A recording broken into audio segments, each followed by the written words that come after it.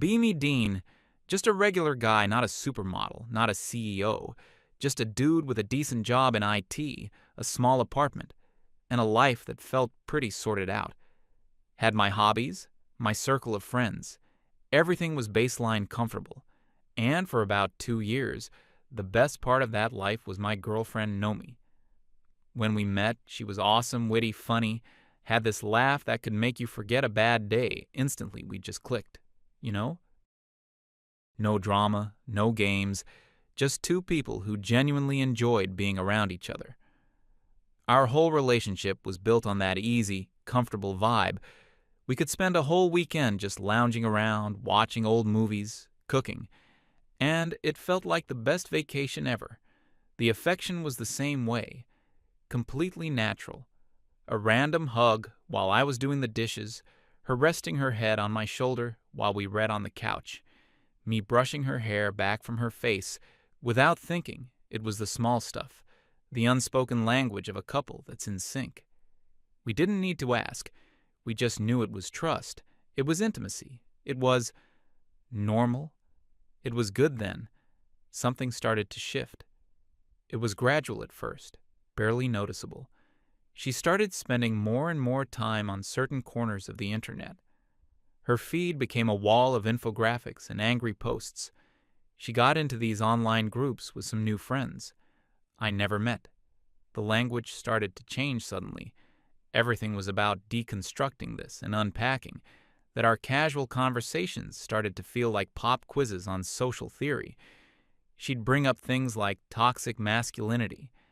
And, at first, I engaged with it. Sure, I get it, some guys are jerks. No one's arguing that I tried to be the supportive boyfriend. Listened to her points. Nod along, figured it was just a new interest. Like when she got really into pottery for a month. But it wasn't a phase. It was becoming her entire personality. She started analyzing everything I did through this new lens. If I held a door open for her, it was a subconscious expression of patriarchal condescension. If I offered to carry the heavy groceries, I was infantilizing her and denying her agency. If I was quiet after a long day at work, I wasn't just tired. I was emotionally withdrawn and perpetuating the stereotype of the uncommunicative male. It was exhausting. I felt like I was constantly walking on eggshells, my every move being scrutinized for some hidden, sinister meaning. The easy, natural flow between us was gone, replaced by this tense, analytical atmosphere. I remember telling my best friend, Leaf, about it over a beer. I was trying to make light of it. But he just looked at me with a dead serious expression. He told me it sounded like she was looking for problems that didn't exist. He said she wasn't seeing me, Dean, anymore. She was seeing a collection of theoretical flaws she'd read about online. I defended her, of course, told him she was just passionate and trying to make the world a better place. He just shrugged and said, "All right, man, just don't let her try to fix you into someone you're not." I should have listened. The real turning point came a few weeks later.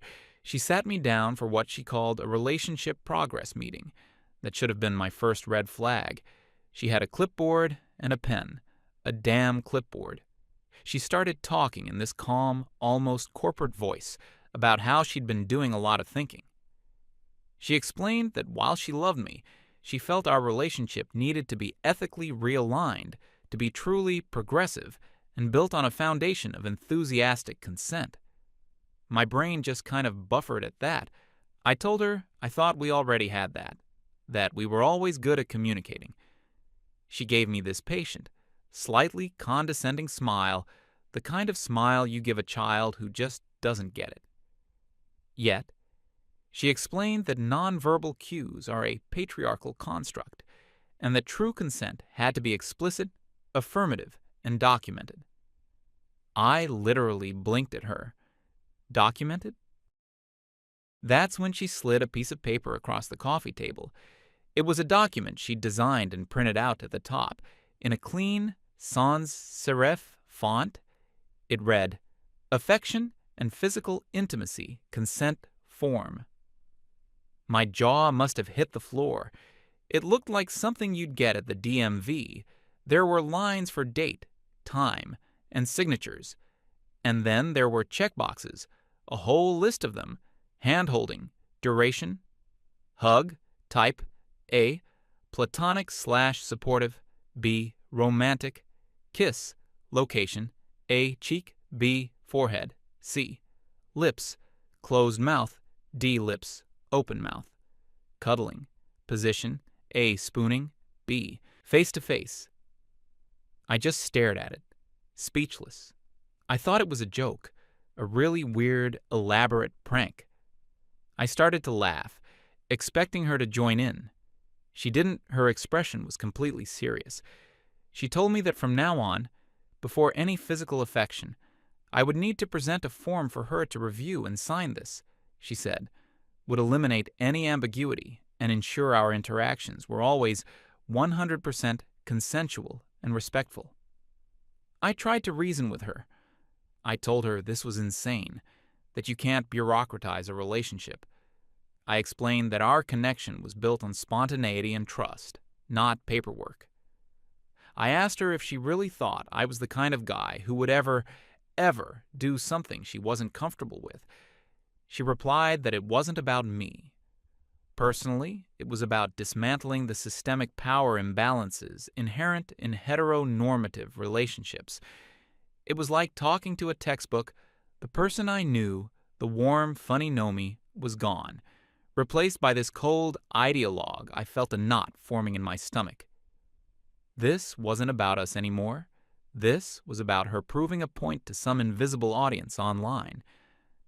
I was no longer her boyfriend. I was a variable in her social experiment. But I was in love with her, or at least with the memory of who she used to be. So, like an idiot, I agreed to try it. I thought, maybe if I play along for a week, she'll see how ridiculous it is and drop it. That was my second massive mistake the next morning. The new reality hit me like a ton of bricks. I was about to leave for work. And, out of pure muscle memory, I leaned in to give her a quick kiss goodbye. She flinched back like I'd just tried to brand her with a hot iron. Her eyes darted towards the coffee table, where the stack of freshly printed forms sat. "Dean," she said, her voice laced with disappointment. "We talked about this. The protocol. The protocol." I felt like an employee who'd forgotten to clock in. I sighed, picked up a form and a pen. My hand hovered over the checkboxes. I felt like the stupidest man on the planet. I ticked the box for kiss, location, A, cheek. I signed my name, pushed the paper over to her. She reviewed it, nodded gravely, as if she were approving a corporate merger, and signed her name. Then she turned her cheek to me. I gave her the most sterile, passionless peck on the cheek in human history. It felt transactional, like I was getting a receipt for a purchase. All the warmth, all the simple affection of a goodbye kiss was just gone. I walked out of the apartment that day feeling hollow. The absurdity of it all just kept escalating that weekend. We decided to go for a walk in the park. It was a nice day, and for a moment, it felt like old times instinctively. I reached for her hand. She pulled it away immediately. "Did you bring a form?" she asked, completely deadpan. I had not brought a form, because I was a normal human being going for a walk, not a paralegal heading to a deposition. So we walked side by side, with a careful foot of space between us, like two strangers who happened to be going in the same direction. I could feel people looking at us, this weird, disconnected couple. The silence between us was heavy with unspoken rules. Later that night, we were watching a movie on the couch. It was a thriller, and a jump scare made her yelp. My arm went around her automatically, a protective, comforting gesture. She stiffened instantly. "Dean," she whispered, her voice tight. "Consent." I retracted my arm like it was on fire. "Sorry," I mumbled. "It was just a reflex." "Reflexes are built on conditioning," she replied, not taking her eyes off the screen. "We need to recondition ours to be more mindful." I spent the rest of the movie sitting perfectly still, my hands clasped in my lap. I wasn't even watching the film anymore. I was just acutely aware of the space between us, this dead zone where affection used to live. I felt like I was being trained, like a dog being taught not to jump on the furniture. Every natural impulse I had was now wrong, a transgression that needed to be corrected. My own home was starting to feel like a minefield. I met up with Leaf again a few days later. I told him everything: the forms, the protocol, the incident in the park I was expecting, and "I told you so." But he just listened patiently when I was done. He was quiet for a long time. Then he looked me right in the eye and said, "She's not in a relationship with you anymore, Dean. She's in a relationship with her ideology. You're just a prop." He explained that this wasn't about safety or respect. It was about control. It was a power play dressed up in academic language. She had created a system where she held all the cards. She was the one who could grant or deny affection, and I was the one who had to beg for it. In writing, it was a constant low-grade humiliation, designed to make me feel like I was always in the wrong, always one step away from being a problem. Every word he said hit home. It was the truth. I didn't want to admit to myself, but still, a part of me clung to hope. I remembered the Nomi from before, the one who would grab my hand just because, the one whose laugh was the best sound in the world. I thought maybe, just maybe, I could get her back, so I doubled down on my attempt to comply. I started carrying a few blank forms in my wallet, just in case I tried to make a joke out of it. I'd present a form with a flourish, like a waiter presenting the wine list. "Madam," I'd say in a goofy accent, "might I petition for a brief hand-holding session?" She never cracked a smile. She would just take the form, review it with the seriousness of a bomb disposal expert, and sign. The system was not a game to her. It was gospel. It got worse. She bought a 3-ring binder and a label maker. The binder was labeled Consent Archive. She started filing away all the signed forms. Organized by date, our relationship now had a paper trail. One evening, I came home to find her at the kitchen table, designing new, more detailed forms on her laptop. She told me the original form was too simplistic and lacked nuance. She had created appendices, Appendix A, cuddling specifics. This one had diagrams showing acceptable positions and required you to specify the duration in 5-minute increments. Appendix B, emotional support contact. This was for situations where one of us was upset. It had a clause stating that physical comfort does not imply an endorsement of the emotional state's validity. I felt a cold dread wash over me. This wasn't a temporary phase. This was her life's new project. She was building a fortress of bureaucracy around her heart, and I was on the outside. The natural give and take of a relationship was being replaced by a sterile, one-way process of applications and approvals. I was no longer an equal partner. I was a petitioner, an applicant. My desire for her was something that had to be requested, vetted, and authorized.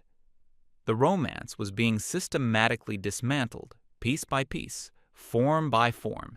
I started to feel a strange detachment, the constant self-monitoring, the fear of making a procedural error was exhausting, so I just started to stop. I stopped initiating. It was easier than going through the paperwork. It was less humiliating than having my natural affection be subject to review if I wanted to hug her. The thought would pop into my head, followed immediately by an image of the forms and the binder and the whole ridiculous process, and the desire would just die. It was like a switch being flipped off in my brain. The warmth I felt for her was being chipped away with every signed paper, every procedural correction. The space between us on the couch grew wider. The casual touches disappeared completely. Our apartment, which used to be filled with laughter and easy intimacy, became quiet and still. We were turning into roommates, polite but distant. She didn't seem to notice, or if she did, she seemed to approve one afternoon. She proudly told me that our relationship was now a model of ethical interaction. She said she'd been telling her online friends about our system, and they were all so impressed. They saw her as a pioneer, a trailblazer in the world of progressive relationships. Hearing that made me feel sick. So our relationship was now just content for her online friends, a case study for her ideology. It confirmed everything Leif had said. I wasn't a person to her anymore. I was a success story. The final nail in the coffin was yet to come, but the wood was already in place, the hammer already raised. I remember one specific evening vividly. We were watching a movie again, and it was a genuinely funny one. I laughed at a joke, a real deep belly laugh. I looked over at her, wanting to share the moment, to see her laughing too. She was smiling, but it was a small, tight smile. Then she looked at me, and her expression changed. She said, "It's interesting how male-coded humor often relies on aggression or schadenfreude." And just like that, the moment was dead. I wasn't just laughing. I was performing masculinity. I couldn't even share a simple laugh with her without it being put under a microscope and dissected for problematic elements. I realized then that I couldn't do anything right. Every single thing I did was filtered through her ideological lens and found wanting. I felt an immense sense of fatigue, a bone-deep weariness. I wasn't just tired of the forms, I was tired of being judged, constantly, for just existing. I was tired of my love being treated like a problem to be managed a few days after that. The thing that would break me finally happened. It wasn't dramatic. It wasn't a huge fight. It was something quiet, something small. But it was the end. I came home from work, and I could hear her crying from the bedroom, not just crying, but sobbing. The kind of deep, painful sobs that shake a person's whole body. I found out later she'd had a massive fight with her family over something trivial, but in that moment all I knew was that the woman I loved was in pain, and every instinct in my body, every fiber of my being, screamed at me to go to her, to hold her, to tell her it would be okay. It was the most natural, human impulse in the world to comfort someone you care about. I walked to the bedroom door, my heart aching for her. This was it, I thought. A real moment of human vulnerability. Surely the rules don't apply now. Surely comfort comes before protocol. I stood there for a second, just outside the bedroom door. I could hear her choked sobs, raw and unfiltered. Part of my brain, the old part, the boyfriend part, was screaming at me, "Go to her." It was a simple, primal command. Comfort her. That's your job. That's what a good man does. So I pushed the door open. She was curled up on the bed, face buried in a pillow, her whole body shaking. She looked small and incredibly vulnerable. I walked over, my movements slow, and sat on the edge of the bed. I reached out, my hand hovering over her back, about to place it there in a gesture of support. It was pure instinct. And then her crying hitched. She must have heard me come in. She rolled over slowly, her face a mess of tears and smudged makeup. She looked at my outstretched hand, and for a fleeting second, I saw a flicker of need in her eyes. I thought, this is it. A moment of pure human connection will break this stupid spell. I was wrong, so horribly, profoundly wrong. Her eyes, still wet with tears, widened in what looked like panic. Her hand shot out, not to take mine, but to stop it mid-air. "Wait," she gasped, her voice thick with crying. The protocol." I froze. My hand remained hovering in the space between us. I stared at her, unable to process what I was hearing. She was actively sobbing, her heart clearly broken about something, and her first thought was paperwork. She pushed herself up, still crying, and her eyes scanned the room frantically. I think I have a pre-filled emotional support form in my purse," she stammered out between sobs. And that was it. That was the sound of something inside me shattering into a million irreparable pieces. It wasn't a loud, angry explosion. It was a quiet, cold, and final snap. The part of my brain that loved her, that ached for her, that saw her as my partner, just went dark. It was like a switch had been flipped, a circuit breaker thrown. All the warmth, the affection, the desperate hope that I could get the old Nomi back. It all vanished. In its place was a profound, chilling, and utterly peaceful emptiness. I slowly lowered my hand. I looked at this crying woman on the bed, fumbling through her bag for the right piece of paper to authorize a hug, and I felt nothing. Not anger, not pity, not sadness, just nothing. It was like looking at a stranger, a very strange, very sad stranger who had nothing to do with me. I stood up from the bed. She looked up at me, her face a mixture of confusion and tears, a crumpled form now clutched in her hand. What are you doing?" she asked. I didn't answer. I turned around, walked out of the bedroom, and closed the door softly behind me. I went into the living room, sat on the couch, and picked up a magazine. I stared at the pages, not reading the words, just letting the quiet of the apartment settle over me. I could still hear her crying, but it sounded distant now, like it was coming from a different house, a different life. It had no more emotional effect on me than the sound of traffic outside. That night, the switch in my brain stayed off. I had crossed a threshold, and there was no going back. The next morning, I woke up, and the feeling of emptiness was still there. But it wasn't a bad feeling. It was clear. It was the absence of anxiety, the absence of walking on eggshells, the absence of the constant low-level stress of trying to please someone who could never be pleased. I was free. I got up, made myself a coffee, and got ready for work. Usually I'd make her a cup too, leaving it on the nightstand. I didn't. I went through my routine in silence.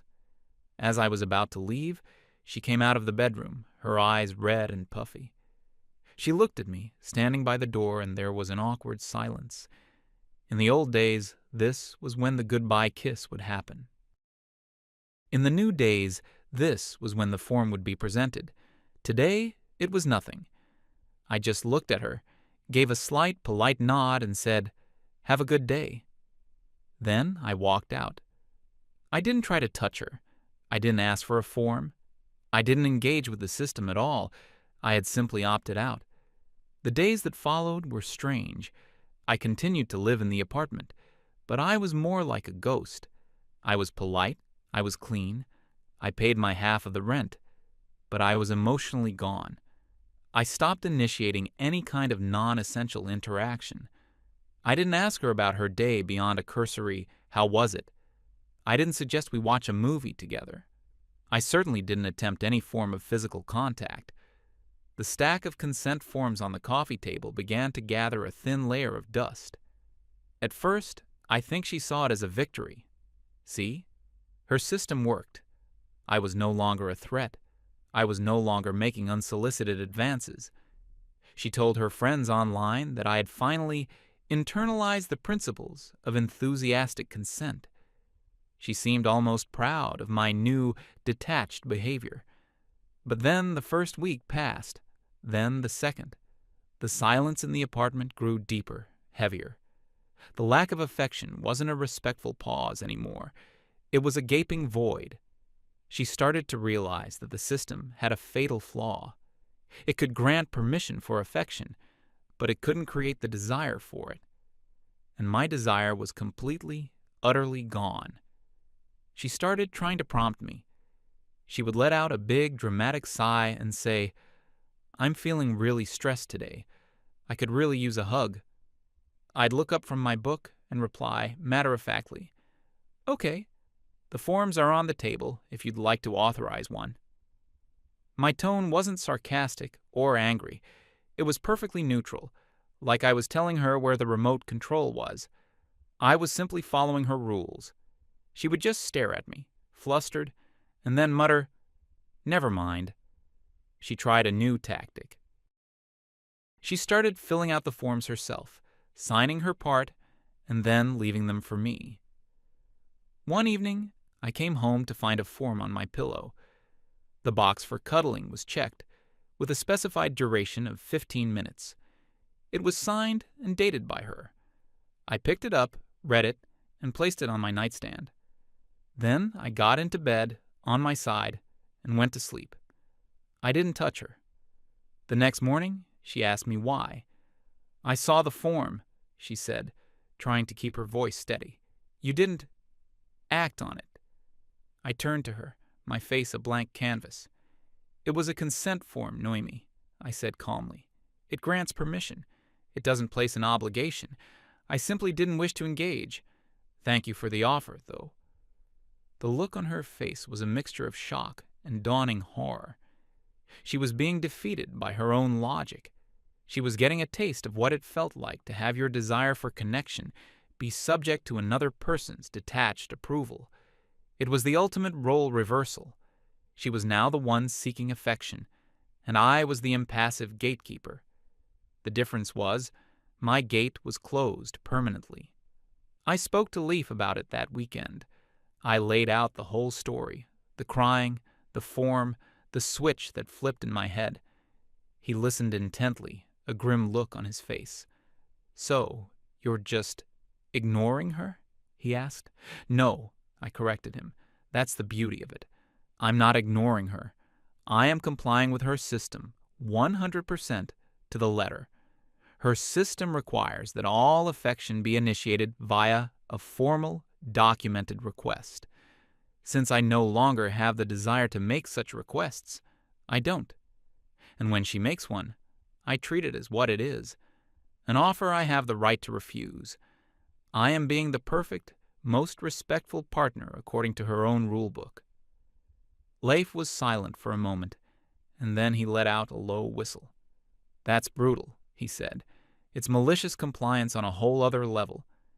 "It's not malicious," I replied honestly. "It's just compliance.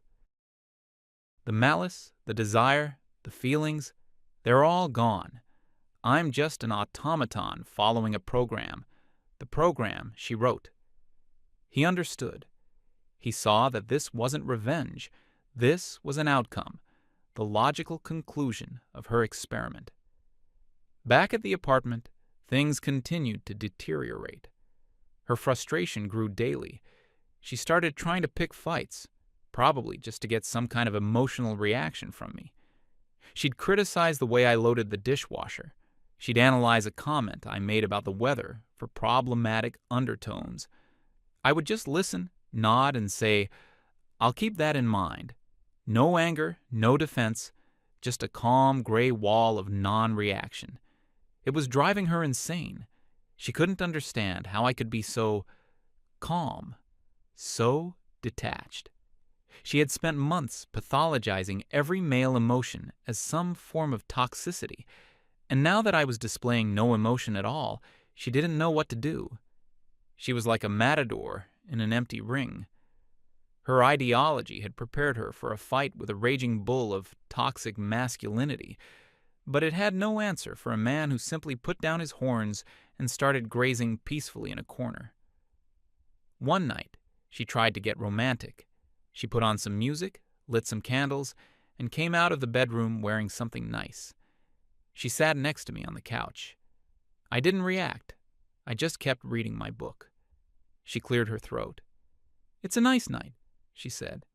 "It is," I agreed, not looking up. She put her hand on my knee. I instinctively looked down at her hand, then up at her face, my expression neutral.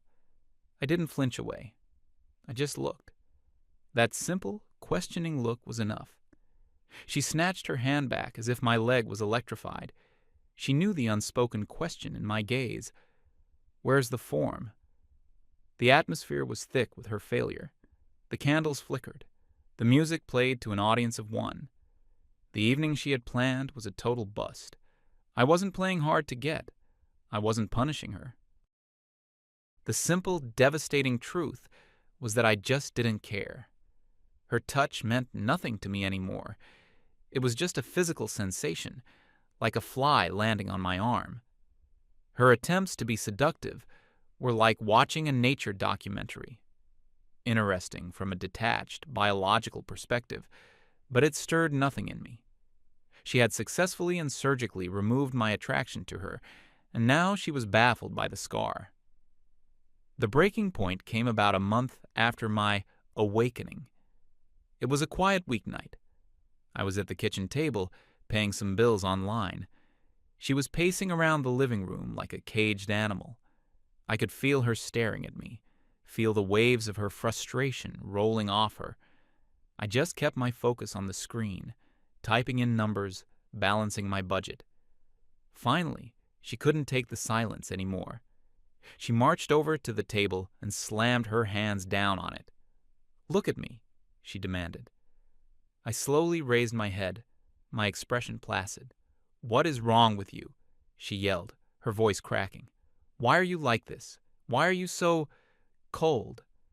I took a slow breath. I knew this was it, the final confrontation. "I'm not cold, Nomi," I said, my voice even. "I am being exactly the man you trained me to be." "What are you talking about? I didn't ask for this. I didn't ask for you to treat me like a roommate." "Didn't you?" I asked gently. "You implemented a system where every single interaction had to be filtered through a lens of suspicion. You taught me that my natural instincts to show affection were predatory. You conditioned me to believe that my touch was a potential violation until proven otherwise by a signed document." I leaned back in my chair, my calmness a stark contrast to her rising hysteria. "You treated our relationship like a legal contract, and you treated me like the opposing counsel. You made me so self-conscious, so afraid of making a wrong move, that I learned to just not move at all.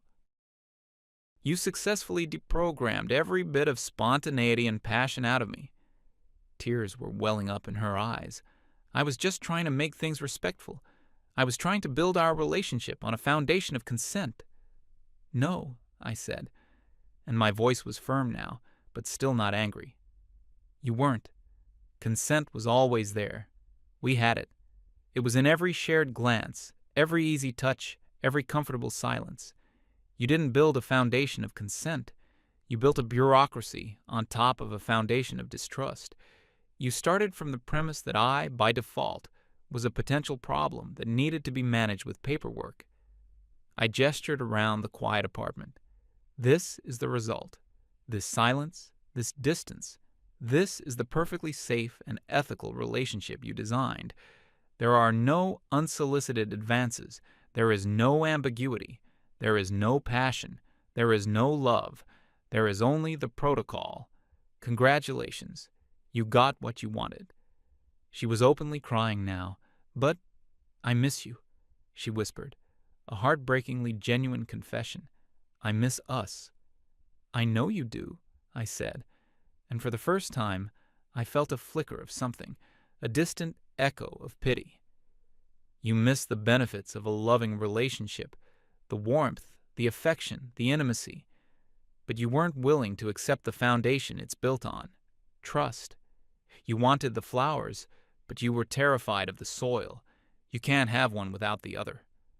I stood up from the table. "You looked at me for months and saw a walking, talking embodiment of toxic masculinity, a set of theories, a problem to be solved. You never just saw me, Dean, the guy who loved you." I let that hang in the air for a moment. "And the thing is, I finally learned to see you the same way. You're not Nomi to me anymore. You're an ideology, a system, a set of rules. And I can respect your rules. I can follow your protocol, but I can't love it. I can't desire it. I can't feel anything for it at all." Her face crumbled. She finally, truly understood. She understood that her attempt to make our relationship perfect had destroyed it. She had conducted an experiment, and the conclusion was that her hypothesis was fatally flawed. "So what now?" she sobbed. "Now," I said, my voice soft but final. "I'm ending my compliance with the program. I went into the bedroom and pulled out a suitcase from the back of the closet. I started packing, methodically. Socks, shirts, pants. She followed me, standing in the doorway, just watching, a torrent of silent tears streaming down her face. She didn't try to stop me. She didn't argue. She knew it was over. As I packed my toiletries, I saw the little 3-ring binder she kept on her dresser, the one with the neatly printed label, Consent Archive, a complete documented history of the death of our love. I paused, picked it up, and felt the weight of it in my hands. All those signed pieces of paper, all those dead moments. I walked back into the living room and placed the binder on the coffee table, right next to the dusty, unused stack of blank forms. I looked at her one last time. "You were so busy documenting every interaction," I said, "that you forgot to have one worth remembering." And with that, I picked up my suitcase, walked to the door, and didn't look back. I stepped out into the night air. It was cool and clean. As I walked down the street, away from the apartment and the binder and the protocol, I didn't feel sad. I didn't feel angry. I just felt light, like a massive, invisible weight I hadn't even realized I was carrying had just been lifted off my shoulders. I was free. Free from the scrutiny, free from the paperwork, free from the constant draining performance. I wasn't a partner or a petitioner or a potential threat anymore. I was just Dean. And for the first time in a very, very long time, that felt like enough.